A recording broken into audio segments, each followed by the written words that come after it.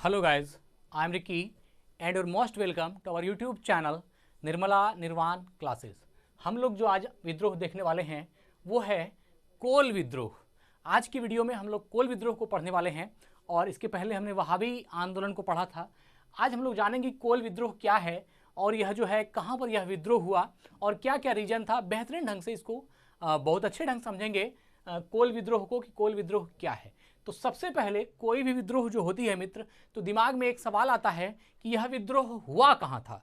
सबसे पहले उस स्थान पर हम जाते हैं कि यह विद्रोह कहाँ हुआ था।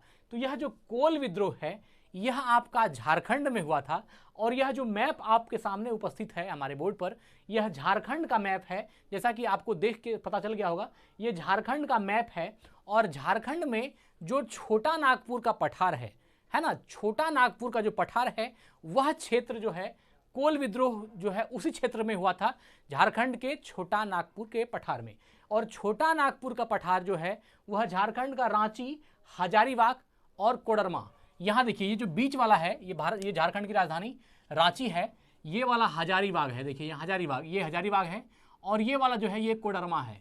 तो रांची, हजारीबाग और कोडरमा यह तीनों जो है मिला जुला क्षेत्र जो है वह आपका छोटा नागपुर का पठारी क्षेत्र है। और यहाँ पर जो है आपका यह विद्रोह जो है ना कोल विद्रोह हुआ था।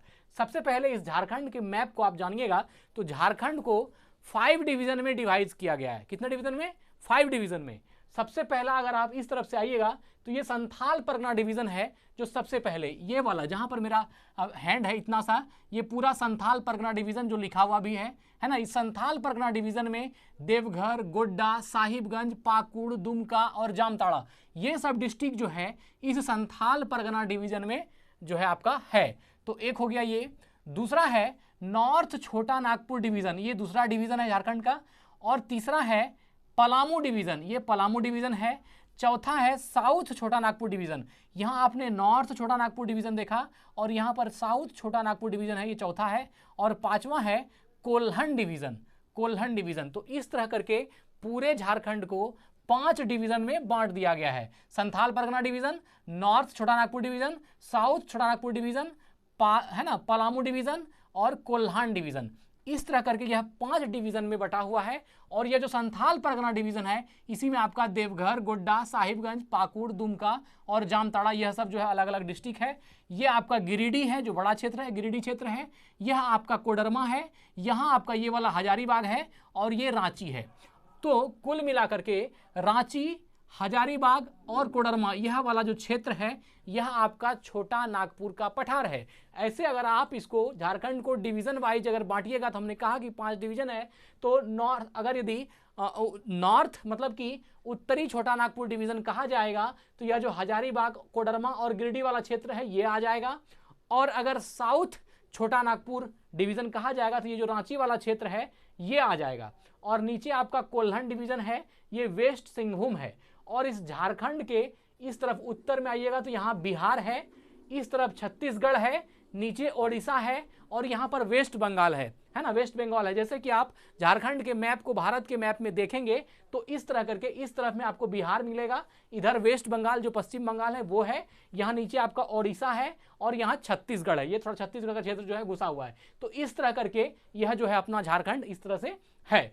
और इसमें हमने ये सिर्फ इसको इसलिए बताया आपको कि आपको ये याद रखना चाहिए कि कोल विद्रोह जो हुआ था वह छोटा नागपुर डिवीजन में हुआ था। ऐसे संथाल परगना डिवीजन भी संथालों का है। अगर आप कोल विद्रोह का बात कीजिएगा तो अभी हम कोल विद्रोह को पढ़ाएंगे और उसमें देखिएगा जो संथाल जो आदि इसका जो जातियां हैं, बहुत सारी अलग अलग जातियां हैं, उन जातियों को मिला के कोल जनजाति कही जाती थी और यह कोल कहा जाता था अंग्रेजों के द्वारा। खैर अभी हम उसको आपके सामने प्रेजेंट करेंगे। तो खैर ये बात तो आपने समझ गया कि इसमें कहाँ कहाँ क्या क्या है ना, देवघर, गोड्डा, साहिबगंज, पाकुड़, दुमका, जामताड़ा ये सब जो आप झारखंड का मैप आप जानते ही होंगे।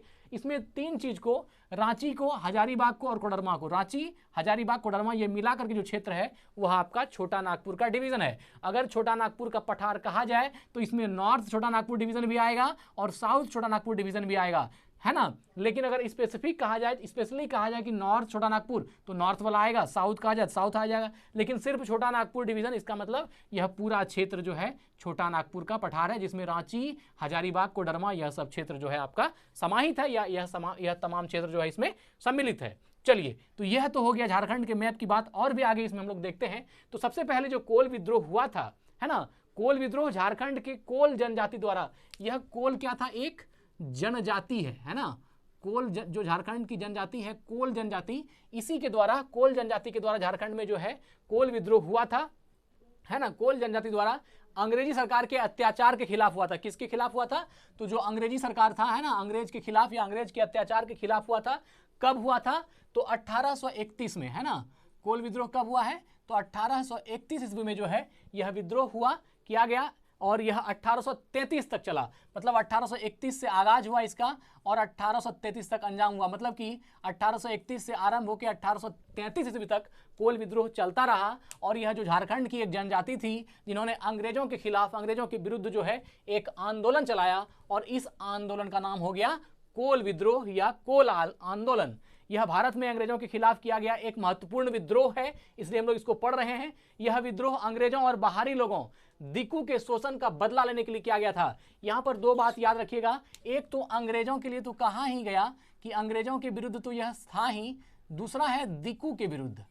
अब ये दिकू क्या है, दिकू होता है जो संथाल से अलग जनजाति है, वो दिकू है। जैसे मान लीजिए हिंदू है ना, तो वह भी दिकू में आएगा, है ना। तो ये संथाल के अलावा जो है दूसरी कोई जाति है तो वह दिकू में आ जाता है। संथाल अपने आप को जो है संथाल मानता है या आदिवासी मानता है, लेकिन दूसरे को वो क्या मानता है, दिकू मानता है। तो यह दोनों के खिलाफ विद्रोह है, अंग्रेजों के खिलाफ भी और दिकू के खिलाफ भी। तो अंग्रेज दिकू में जो आदिवासी रहित या संथाल रहित जनजाति लोग हो गए, वह भी इसमें आएगा। तो इसमें हिंदू, मुसलमान, सिख, ईसाई भी आ सकते हैं दिकू में, कोई दिक्कत नहीं है। और एक तरफ अंग्रेज, तो अंग्रेजों और दिकुओं दोनों के विरुद्ध जो है ना, दोनों के शोषण का बदला लेने के लिए किया गया था। मतलब इसका मतलब है अंग्रेजों ने भी आदिवासियों का शोषण किया, और जो दिकू लोग अर्थात आदिवासी से इतर जो हिंदी, मुसलमान, सिख, ईसाई वगैरह थे, इन लोगों ने भी कहीं ना कहीं आदिवासियों का शोषण किया। इसलिए इस दोनों के विरुद्ध, अंग्रेजों के विरुद्ध और दिकू के विरुद्ध जो है संथाली लोगों ने, है ना, वो अलग अलग जनजाति मिल करके जो कोल कहलाई, अंग्रेजों के द्वारा कोल कहलाई, उन्होंने इस दोनों के विरुद्ध जो है शोषण किया, खासकर अंग्रेजों के विरुद्ध और दिकू के विरुद्ध। यहाँ पर आपको दिकू समझना बहुत आवश्यक है। हमारे यहाँ जो संथाल लोग, आदिवासी लोग आते थे, वो लोग हमारे क्षेत्र में वो बोलते हैं कि दिकू केचू की राम एकरो छिकू। मतलब दिकू बोलता है कि राम तुम्हारा है। अगर राम तुम्हारा है तो जो राम के पास धनुष है, वह धनुष हमारे पास है। मतलब कि राम का हथियार जो धनुष है वो संथाल के पास है, इसलिए राम जो है वो संथाल का है, दिकू का नहीं है। दूसरा बोलेगा ऐसा ही, चूंकि हम लोग बचपन से उसको जानते हैं, इसलिए दिकू केचू की कृष्ण एकरो झुकू।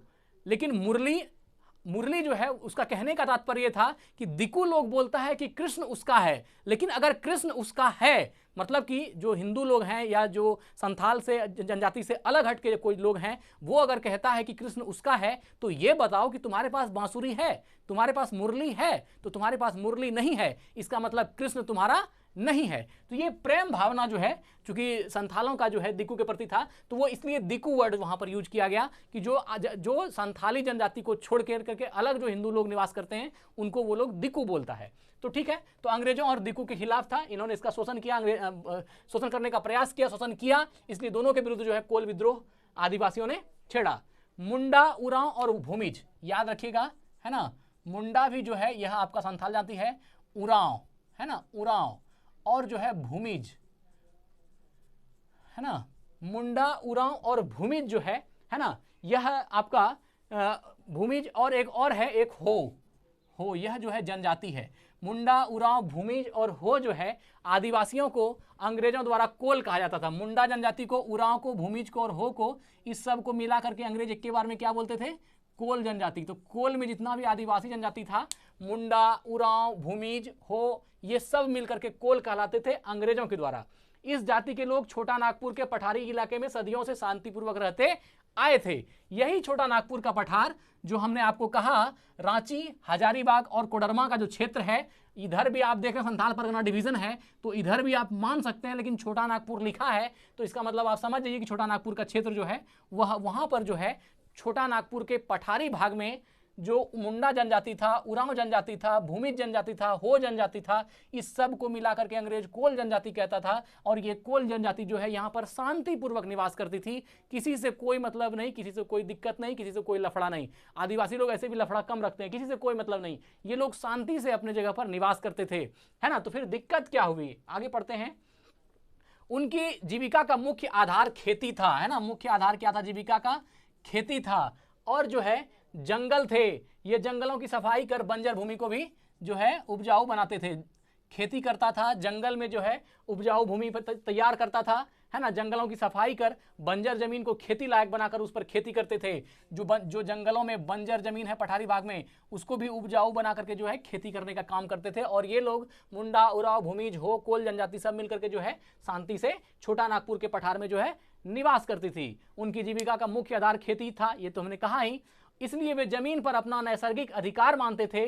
कोलों के जीवन शैली में मध्यकाल में परिवर्तन आने लगा। इसलिए देखिए, अब चूंकि ये सब खेती करने वाला जनजाति था, तो इसको खेती से तो उसको लगाव रहेगा ही, इसलिए जो है वो वहाँ की जमीनों को जो है ना, वे जमीन पर अपना नैसर्गिक अधिकार मानते थे। अपना जो है, चूंकि वहाँ की खेती बंजर भूमि को उपजाऊ बनाना, ये सारा मेहनत का काम यही लोग करते थे। तो फिर जब इनका जिस जमीन को इसने बंजर से जो है खाद्यान्न देने लायक बनाया, तो उस जमीन पर अधिकार किसका होगा? तो इन्हीं का होगा। तो इन लोगों का जो है वहाँ पर अधिकार भी था। मुगल काल में बहुत से व्यापारी और अन्य लोग आकर आदिवासी इलाके में बसने लगे। अब यहाँ से चला गया पृष्ठभूमि में मुगल काल में, है ना।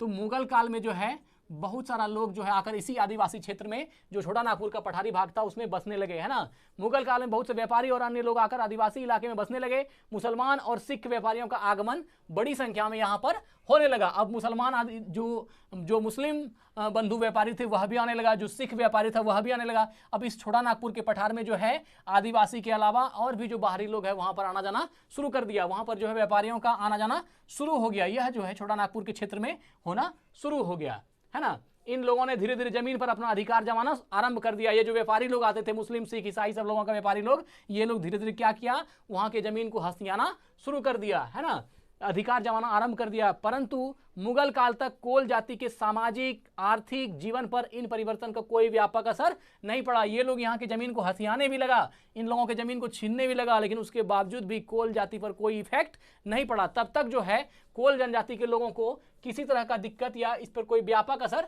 नहीं पड़ा। मतलब छोटा मोटा असर पड़ा होगा। ये लोग आके, चूंकि यहाँ पर आदिवासी लोग रहते थे, तो वो अलग से व्यापारी लोग भी आकर के मुस्लिम, सिख, ईसाई, हिंदू सभी बसने लगे, तो रहने लगा, उससे उसको कोई दिक्कत नहीं था। ये मुगल काल की बात हो रही है, कोई दिक्कत नहीं था। बगल में अंग्रेजी शासन की स्थापना के साथ ही कोल जाति के लोगों के आर्थिक जीवन में भी महत्वपूर्ण परिवर्तन आ गया। फिर जो है मुगल काल के बाद अंग्रेज आया, तो अंग्रेजों के आने के साथ ही जो है यहाँ पर धीरे धीरे अंग्रेजों का शासन भी होना शुरू हो गया। और इससे भी जो है कोल जाति के लोगों को कोई असर नहीं पड़ा। अस्थायी बंदोबस्त के कारण इस क्षेत्र में नए जमींदार एवं महाजन का एक सबल वर्ग सामने आया। अब जो है धीरे धीरे यहाँ पर जब लोग निवास करने लगे, लोग यहाँ पर रहने लगे, तो उसमें क्या हो गया, अस्थाई बंदोबस्त के कारण इस क्षेत्र में नए जमींदार और महाजन जो है आपका सबल वर्ग सामने आने लगा। अब जो मजबूत वर्ग था वह धीरे धीरे वहां पर जो है अपना प्रभुत्व दिखाना शुरू करने लगा। सबल वर्ग जो है, और ये निर्बल वर्ग में कौन आ गया, ये जो कोल जनजाति के लोग थे, जो यहाँ के ओरिजिनल जनजाति थी, वही वहां पर कमजोर पड़ रही है। जो बाहरी लोग गए हैं वो सबल होना शुरू हो गए। इसके साथ ही इसके कर्मचारी भी आए। इन सभी ने मिलकर कोल जाति के लोगों का शारीरिक एवं आर्थिक शोषण आरंभ कर दिया। अब यहाँ पर जो है पहले तो कोई नहीं था, सिर्फ कोल लोग ही था, बाहरी लोग आकर के बसा, धीरे धीरे सबल वर्ग बना, और सबल बनने के बाद क्या किया, यहाँ के कोलों का, यहाँ के जो आदिवासी लोग था उनका जो है शोषण करना आरंभ कर दिया। आर्थिक शोषण, शारीरिक शोषण, मानसिक शोषण, इस तरह की शोषण जो है होना शुरू हो गया। अब देखिए बेचारा आदिवासी का इसमें क्या दोष है, वो तो वहाँ की सबसे पहले जो है रहने वाली छोटा नागपुर की पठार में संथाली डिवीजन में जो आपका रहने वाला लोग था, वह तो यही कोल था, मुंडा था, उरांव जनजाति था, भूमिज था, हो था, चुआड़ था, यही सब लोग था। और इन लोगों का जो है अब इस पे शारीरिक शोषण और अत्याचार होना शुरू हो गया। किसका, सबल वर्णों का, है ना, सबल लोगों का जो है शोषण होना शुरू हो गया। लगान की रकम अदा न करने पर उनकी जमीन नीलाम करा दी जाने लगी। अब लगान, यहाँ पर लगान की बात उठाई गई, और जो अंग्रेज भी आ गया था, तो लगान नहीं देने के बाद जो है उन लोगों के जमीनों पर क्या होने लगा, लगातार शोषण बढ़ता जाने लगा, और लगान की रकम अदा न करने पर उनकी जमीन नीलाम कर दी गई। इन बाहरी लोगों ने कोल के बहु बेटियों की इज्जत भी लूटनी आरंभ कर दी। अब जो यहाँ पर बाहरी व्यापारी लोग, मुसलमान, सिख, ईसाई सब पहुंचा था, इन लोगों ने क्या किया, चूंकि कोल वर्ग तो थोड़ा निर्बल वर्ग पड़ गया और ये लोग सबल वर्ग हो गया, तो सबल वर्ग जानते हैं है ना, बड़ी मछली छोटी मछली को खा जाती है। अब यही सबल वर्ग जो वहां पर आकर के निवास करता था, उन्होंने क्या किया, जो कोल लोग थे इनकी बहु बेटियों के साथ इनका इज्जत, इनका बलात्कार जो है करना शुरू कर दिया। मतलब चूंकि सबल वर्ग होते ही, व्यापारी वर्ग के आते ही छोटानागपुर के पठार में जो है इन लोगों का जीवन क्या कर दिया, मुश्किल कर दिया, है ना। इन बाहरी लोगों ने कोल की बहु बेटियों की इज्जत भी लूटनी आरंभ कर दी। कोल को बेगारी भी करना पड़ता था एवं उनकी स्त्रियों को जमींदारों महाजनों के घर पर काम करने के लिए बाध्य किया जाता था। अब यहाँ पर जो इन लोगों की जो महिलाएं थी, उसको जमींदार के यहाँ, है ना, सबल जमींदार के यहाँ जाइए, उसको काम करना पड़ता था। जो महाजन होता था, जो सूदखोरी का काम करता था, है ना, महाजनों के यहाँ इसकी महिलाओं को काम करने के लिए जाना पड़ता था। अब काम करने के लिए जाएगा, वहाँ पर महाजन उसको दिया हुआ है कर्ज, अब कर्ज के बदले क्या करेगा, उसका शोषण करेगा। कोई भी शोषण कर सकता है, शारीरिक शोषण, मानसिक शोषण, वहाँ बातें छोटी हो जाती है। अब पैसा तुम दोगे नहीं, इससे क्या होने लगा कि जमींदारों के यहाँ महाजन जो सबल होने लगे, और उन्होंने क्या किया, जो कोल जनजाति के लोग थी, महिलाओं थी, उनके ऊपर जो है अत्याचार शुरू करने लगा, है ना। इन अत्याचारों से इनकी सुरक्षा करने वाला कोई नहीं था। थाना और न्यायालय भी जमींदार एवं महाजनों का ही साथ देते थे। अब जो थाना है वह भी जमींदार का ही साथ दे रहा है, थाना जो है वह महाजनों का ही साथ दे रहा है। आप जानते हैं कि विद्रोह इस तरह से नहीं होता है, कोई ना कोई ऐसी बातें होती है ना, किसी का जबरदस्ती, जब किसी के ऊपर अत्याचार होता है तब विद्रोह होता है, तब लोग बागी होते हैं, तब लोग नेक्स्टलाइट होते हैं। ऐसे जो है ये सबल वर्ग का अत्याचार था कि वो उनकी माँ बहनों के साथ जो है गलत करना शुरू कर दिया। थाना न्यायालय कोई कुछ नहीं कर रहा है। इस जाति के मुखिया निस्सहाय था, इनका जीवन एक अभिशाप बन गया था। उनका आक्रोश जमींदार, महाजन और पुलिस के विरुद्ध बढ़ता जाने लगा। अब जमींदार, महाजन और पुलिस, इस तीनों के विरुद्ध जो है, अब देखिए, जब जमींदार गलत करेगा, महाजन गलत करेगा, कहां जाएगा, पुलिस के पास। जब पुलिस भी इसी का आदमी है तो कहां जाएगा। यही चीज जब आती है तब आदमी बागी होता है कि अब नहीं जीना है, बहुत हो गया। और इसी तरह की जो बातें उठती है तब आंदोलन जन्म लेता है, तब विद्रोह जन्म लेता है। और वही हुआ कोल विद्रोह में। उसको लगता है कि अब जीने से अच्छा मरना है ना, जीने से बेहतर मरना है, और इसलिए जो है आवाजें उठती है और विद्रोह होता है ना। ईस्ट इंडिया कंपनी ने इनकी भूमि को गैर आदिवासी लोगों को दे दिया। अब जो अब ईस्ट इंडिया कंपनी ने भी क्या गंदा काम किया कि जो इनकी भूमि थी वो किसको दे दिया, गैर आदिवासी, वही दिक्कू जिसको हमने कहा, जिसमें कि हिंदू लोग भी हैं, मुस्लिम भी है, सिख, इन्हीं लोगों को जो है गैर आदिवासी लोगों को इसकी जमीन क्या करने लगी, देने लगी। क्योंकि ये थोड़ा तेज जाति थी, है ना, दिक्कू थोड़ा तेज था, इसलिए जो है कोल जनजाति का जमीन छीन करके किसको दे दिया जाने लगा, दिक्कू को। ईस्ट इंडिया कंपनी ने इनकी भूमि को गैर आदिवासी लोगों को दे दिया। अतः उन पर जमींदारों, महाजनों और सूदखोरों का अत्याचार दिन प्रतिदिन बढ़ने लगा। लगातार अत्याचार जो है बढ़ना शुरू हो गया। किसके ऊपर, तो कोल जनजाति के ऊपर। अतः 1831 में बाहरी गैर आदिवासी, 1831 में, कब कह रहा है, 1831 ईस्वी में जो है बाहरी गैर आदिवासी, जिसमें हिंदू, मुसलमान और सिख लोगों के विरुद्ध मुंडा, मानकी, सरदार और भगत, देखिए ये सब जो है जनजाति है।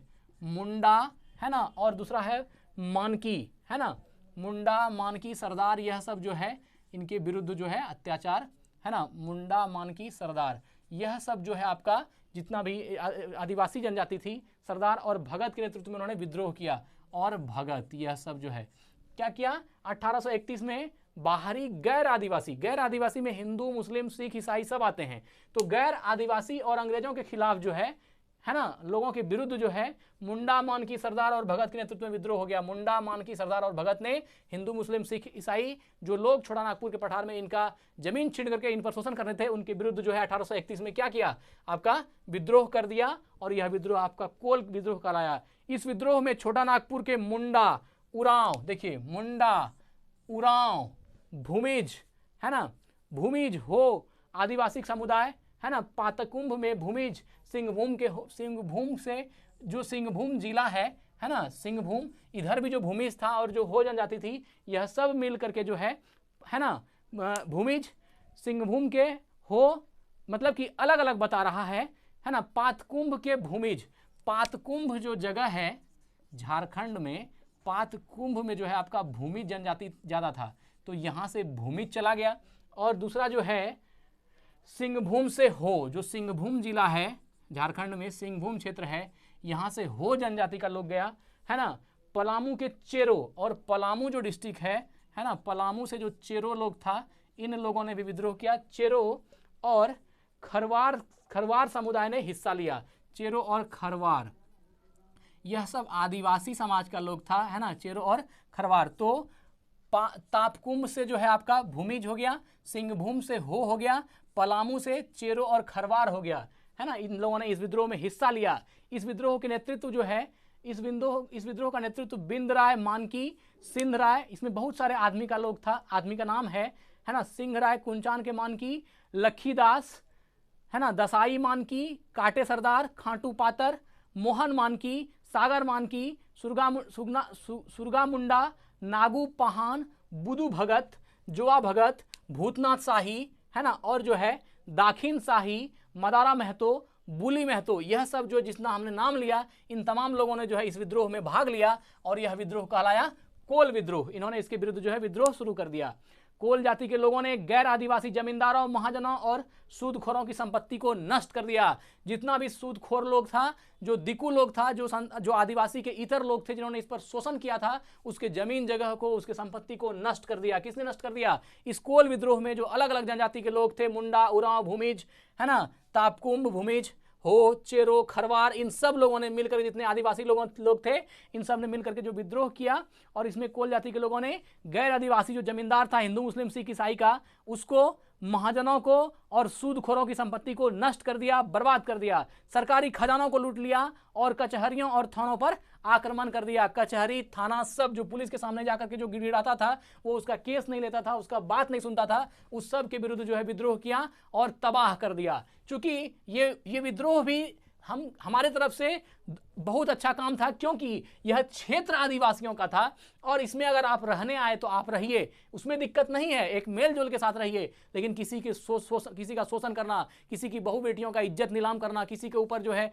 गलत मानसिकता से उसका शोषण करना, ये तो गलत बात है। और इसलिए जो है इसी से त्रस्त होकर के यहाँ के छोटा नागपुर पठार के जो आदिवासी लोग थे, उन्होंने इस विद्रोह को अंजाम दिया और उसका नतीजा ये हुआ कि जितना भी दिकू लोग था, अर्थात आदिवासी को छोड़ करके जो वहाँ हिंदू निवास करते थे, व्यापारी जो मुस्लिम निवास करते थे, जो सिख निवास करते थे, जो ईसाई निवास करते थे, उसकी संपत्तियों को लूटा, बर्बाद किया, थाना को तोड़ा, पुलिस चौकी को बर्बाद किया, हर चीज को तहस नहस कर दिया। किसने? तो आदिवासी लोगों ने, है ना, थानों पर आक्रमण किया। अंत में कंपनी ने स्थिति की गंभीरता को देखते हुए सेना की एक विशाल टुकड़ी भेज दी और बड़ी निर्दयता से इस विद्रोह को दबा दिया गया। बड़ी संख्या में कोल मारे गए। अब यहाँ पर जो कोल लोग थे जिन्होंने विद्रोह किया, क्योंकि जो वहां से जो सैनिक भेज दिया गया, कहां से, जो ईस्ट इंडिया कंपनी था, उसके सैनिक बहुत ज्यादा संख्या में आए और उन्होंने कोल को क्या कर दिया? कुचल के रख दिया। यह जो मुंडा, उरांव, भूमिज जनजाति के लोग थे, है ना, जो भूमिज थे, हो थे, चेरो, खरवार, ये सब जो मिल करके कोल कहलाते थे और जो है इन्होंने जो चूंकि अपने अत्याचार का बदला लिया